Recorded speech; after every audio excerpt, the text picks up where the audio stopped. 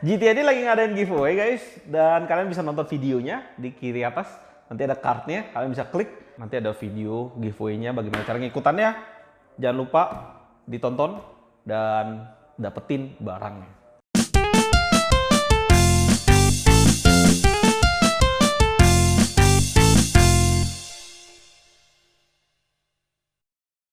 Oke guys, selamat datang di GTA di channel paling canggih di 2020, dan kali ini kita menuhin request kalian di ViewSonic XG2405, dan ini baru keluar kira-kira sebulan dan bersandang di tengah-tengah kepadatan monitor gaming gitu ya.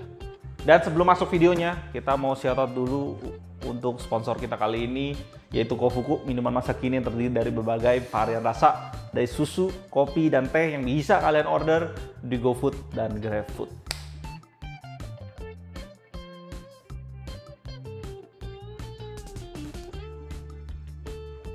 Oke guys, di sini baru keluar, dan kemarin pada saat gua post video Asus VG249Q, dan kalian banyak banget yang request, nanti mungkin gue munculin beberapa ya namanya. VG249Q itu IPS 144 Hz, dan ViewSonic datang dengan harga yang menarik di 3,4 juta. Asus itu 3,7 seingat gue pada saat gue review itu, dan ini gue review di sekitar Maret awal. Nah, harganya Maret awal. Jadi kalau kalian nonton ini di bulan Mei gitu, gue nggak tahu perubahannya. Dan di depannya seperti biasa, ViewSonic nggak pernah munculin monitornya, selalu gambar 2-3 burung gitu ya. Ada burung-burungan doang. Logonya ada 24 inch Full HD, black backlit, dan lain-lain. Dan di sini juga nggak dikasih tahu marketing apa yang dia jual guys. Mungkin kata-katanya kecil gitu ya. Langsung aja kita bongkar guys ya, daripada pusing. Lihatin dusnya. Dan dusnya kembali lagi bongkar dari atas, bukan favorit gua. Ya. Nanti gua tidurin. Oke. Kita lihat dalamnya. Nah, oke guys, di sini apa ya? Oh, dia kasih buat apa, kabel manajemen yang dicantol. Ini kayaknya model ViewSonic banget. Adapter. Ya. Adapternya kepala 3 yang nggak dipakai di Indonesia, jarang banget dipakai. Ini adapter Indonesia dia kasih. Ada 2 adapter berarti dia kasih. Oke. Aduh nih. Oke guys, di sini dia kasih HDMI. Aduh, monitor gaming kenapa sekarang pelit banget ya, nggak kasih DisplayPort gitu. Nah, ini buku-buku nggak penting. Oke guys, jadi ini standnya udah berat banget, dan ini cukup padat ya. Dan kita pernah lihat stand ini di model BenQ ya guys ya. Gue nggak tahu sih, gue lupa ingat juga kodenya. Tapi kita pernah yang kayak moncong ke depan gitu. Oke, ini udah bisa mengakomodir 24 inch, dan dia berat banget. Dan biasa berat-berat kayak gitu, bahkan ada yang monitor 27 inch ya. Kalau nggak salah AOC deh. AOC punya stand aja lebih ringan daripada itu. Tapi ini buat 24 inch gitu. Oke, ini monitornya.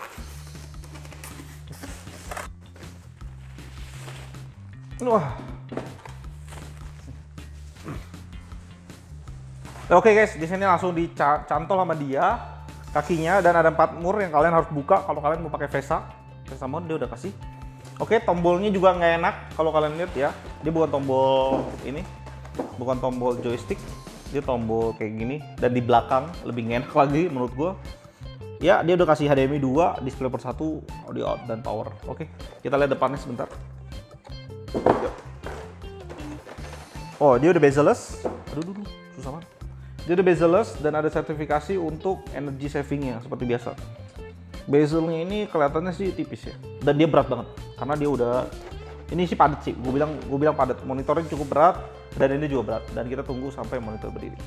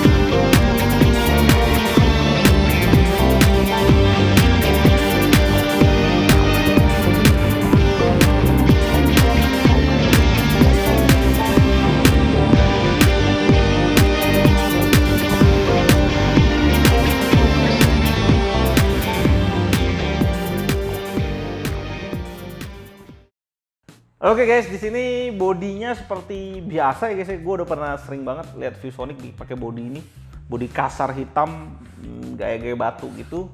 Cuma di sini sangat disayangkan menurut gue, desainnya agak sedikit gue kurang suka ya guys ya. Jadi ini mengingatkan gue pada Acer yang 2,6 juta tuh ya. Gue lupa yang belakang QP guys. TN yang 144 Hz belakangnya tuh ada kayak gini, ada sedikit kemiripan gitu ya. Gue kurang suka lah ya. Fan-fan yang jelek ini.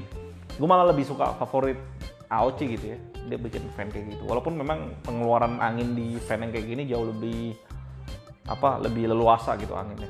Dan di sini tadi gue udah bilang bodinya berat, ya ini masih bagus dan dia adapternya di dalam guys. Jadi gue agak sangat menyayangkan karena dia bikin paksa tipis di sini, seakan-akan tipis gitu ya guys ya. Tapi dibikin kayak balok gitu di belakang gitu, yang menurut gue desainnya agak sedikit kurang, biasa aja menurut gue sih, biasa aja lah. Nah di kakinya ini udah barat yang tadi gue bilang udah bagus, mengakomodir 24 inch dengan sangat baik. Oke, kalian lihat swivelnya ini tanpa hambatan sama sekali karena kakinya tuh berat. Oke, tiltnya juga bagus. Oh, vertikalnya cuma satu sisi guys, salah ya, cuma Dell doang yang berani kasih dua sisi. Ya, vertikalnya juga bagus, udah ada penahan supaya tahu kalau ini tuh udah rata. Dan di sini untungnya swivelnya gue bisa bilang ini bagusnya adalah ada tandanya guys, karena ini bisa satu garis lurus. Tandanya bahwa monitor ini udah sejajar dengan stand. Banyak beberapa monitor yang nggak kasih hal seperti itu. Dan juga di sini di bagian belakang itu ada space kecil yang bisa kalian tarik. Nah itu buat headset. Walaupun sebenarnya ini udah cukup gede guys ya, belakangnya ini udah cukup gede untuk taruh headset. Dan tadi ya ini juga ada kabel manajemen yang beberapa kali gue lihat di produk ViewSonic yang bisa kalian cantol di lubang belakang. Oke, cantolnya ke belakang gini. Nah di sini kabel manajemennya ke arah atas agak ke samping, dia nggak bikin lubang gitu. Gue lebih suka ada lubang sih di stand yang ini supaya bisa langsung nembus gitu ya. Oke, gue bacain dulu speknya. Gue taruh dulu. 24 inch IPS Full HD 1 ms 144 Hz 250 nit. DP dikasih satu portnya ya, DP-nya satu, HDMI-nya ada 2, FreeSync yang udah artinya G-Sync compatible. Oke, dia juga ada speaker, ada audio out juga. Sertifikasi warna yang dikasih sRGB 115%, DPI C3-nya 90%. Dengan VESA mount 10x10 cm, garansi 3 tahun. Nah, ini harganya di 3,4 juta. Di kelas ini yang bisa gue temuin guys ya, di kelas ini ya, dengan harga 3 jutaan ke atas, bisa gue bilang hanya ini dan Asus yang gue baru tahu nih ya, VG249Q yang tadi gue udah sempat mention. Tapi sebenarnya udah ada seri AOC juga 24G2 yang harganya luar biasa murahnya, luar biasa sadisnya gitu ya, 24G2. Cuma di Indonesia kan nggak ada gitu. Nah jadi nanti di video berikutnya mungkin gue akan compare antara ini dan Asus, dan di sini gue khusus untuk review monitor ViewSonic ini. Oke, jadi gue ukur juga buat kalian ini panjangnya berapa. Panjangnya di 54 cm dengan lebar di 32, paling tinggi lebarnya 32 cm. Oke, kita cek standnya dia kasih tinggi berapa panjang. 52 setengah cm paling tingginya. Oke, kita turunin. Oke, 40,5 kira-kira, 40,5, 41 gitu. Oke guys, kalian udah lihat tampilan. Di sini gua setel Assassin's Creed Odyssey dan ini gameplay. Dan di sini brightness-nya juga udah gua setting sesuai yang gua mau, biasanya 100 brightness-nya dan kontras 70. Di sini bezelnya menurut gua di 24 inch memang udah tipis, 0,4 ya, 0,4 bezelnya, 0,4 ya. Yang terakhir gue juga lihat di AOC G25 juga sekitar 0,4, mungkin hampir 0,3 bezelnya.